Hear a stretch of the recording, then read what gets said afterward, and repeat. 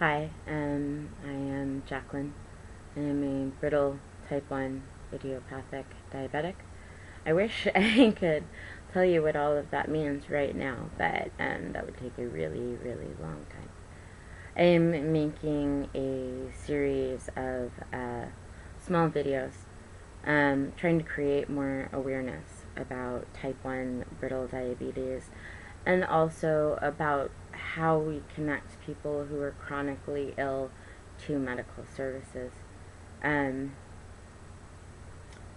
but right now, I want you to help me. Help me and 3 to 4,000 other brittle type 1 diabetics. There is a lot of misinformation out there. For example, you can check out brittle diabetes and you will see a lot of information saying that it's a result of not adhering to medications, to exercises, not taking your medication like you're supposed to, etc. That it can also be a cause of depression, that when people are depressed, they're more likely to compulsively eat or forget to take medications. And then last but not least, that a brittle diabetic might have exhausted their medical support team. So, I was diagnosed as a brittle type 1 diabetic from the very beginning. This is very rare. It does not happen. I was about 5 or 6, and the doctors finally figured out that I had type 1 diabetes. I was rushed to a hospital once I got into my room. Well, shortly thereafter, I went into a coma. I did not respond to any form of medical intervention. And then suddenly, for no apparent reason, my blood sugar went the opposite way, and I came out of the coma only to now be in danger because of the sudden drop. Brittle diabetes means that you don't absorb medication and foods in a consistent manner. Now with diabetes, you live on a schedule. Everything affects everything, and you have to know when your blood sugars are low and when they're high, and you've got to, stick to a very strict food diet.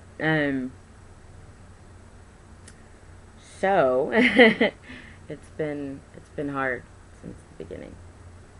Now I have advanced neuropathy. Excuse me. Which means that I'm losing the sensation in my fingers and my feet. I catch myself hoping that the neuropathy will just hurry up and advance from where it is right now. And that might sound strange, but with the neuropathy, when I can't feel things, the pain is indescribable. It's walking on broken glass and razors. It's this burning that won't stop.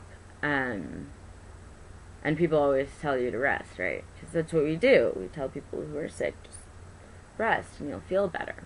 But and now with neuropathy, there's nothing you can really do. I am on medications for that and many other complications. I take over 20 pills a day. I suffer from gastroparesis, which is a nerve damage that's so bad. It messes with the blood flow to the main artery of the stomach that actually controls the function of digesting food.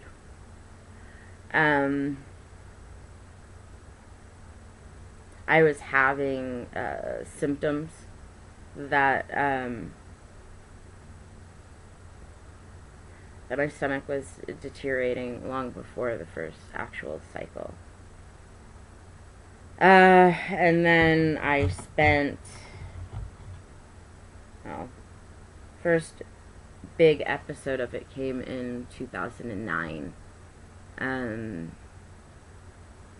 In 2012, I was suffering from a deep vein thrombosis blood clot. I didn't respond to blood thinners at all. I was in a hospital bed with a feeding tube in my arm and still losing weight. And I still had doctors telling me, oh, well, brittle diabetes, this is probably a result of depression.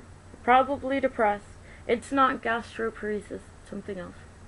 In 2013, we realized that the nerve damage had now gone into my small intestine. My small intestine is almost completely destroyed.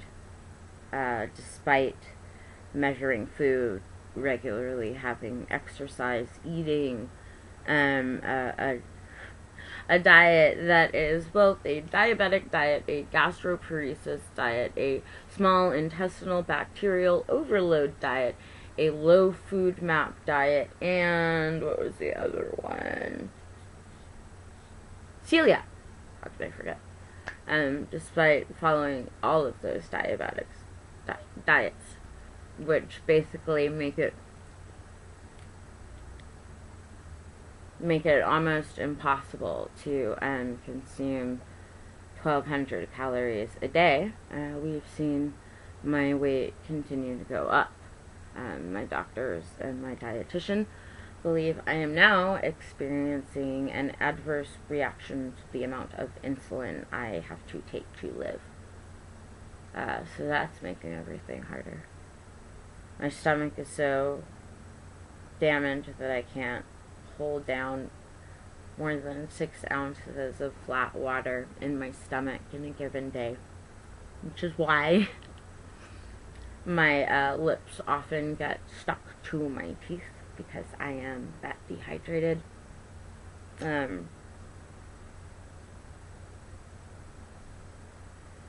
I weigh my food. I eat the same thing every day. I check my blood sugar every other hour. And now we know that I'm suffering from proliferative diabetic retinopathy. So what is that? I'm going blind because of my diabetes. Nothing I'm doing is working. And there are 3,000 to 4,000 people out in this country, we think now, who are experiencing the same thing. But type 1 diabetes and type 1 brittle diabetes get lumped into the same group, which means people like me are a forgotten footnote on medical research and science. It also means that type 1 diabetics everywhere are getting they're getting the short end of the stick because the information becomes skewed. We already know that with brittle diabetes, more aggressive measures work. Stuff like insulin pumps with continuous blood monitors, islet transplant therapy. Medi-Cal refuses to approve me getting an insulin pump with the CGM. Apparently, it's more likely to happen. It's more likely to happen as my eyesight continues to deteriorate. My kidneys are showing higher levels of protein, so I'm told that if, which really means when, my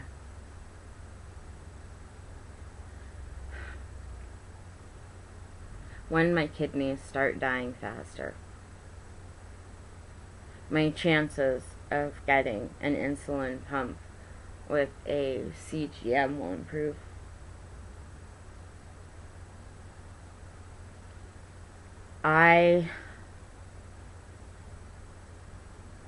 The life I'm living, it's awful.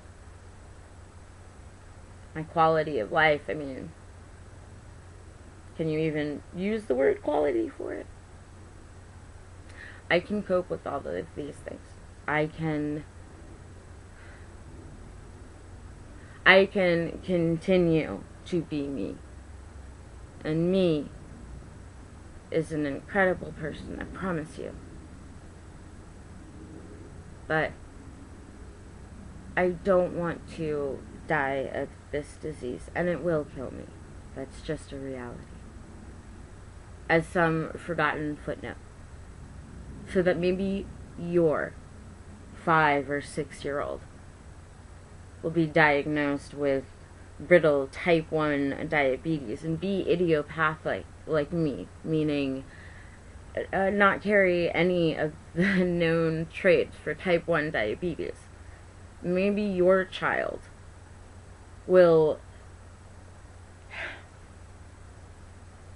be healthy until they're not. Maybe there is a little 5-year-old girl out there who's going to make Play-Doh lunches for her friend dying of leukemia in the next bed, like I did. And maybe they're going to realize that she's a brittle diabetic. And I want her to have a fair shot. I want her to be able to get an education and not have to stop because she needs to find a job with insurance. I want that little girl to have a career, to make it to 30 and not be unhireable because she's always sick. I want that little girl to reach retirement and look back on her life and appreciate it and love it.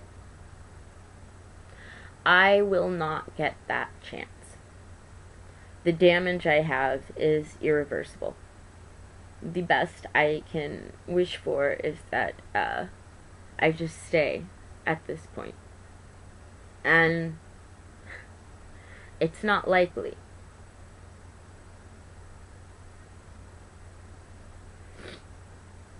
So, I need you to share this video.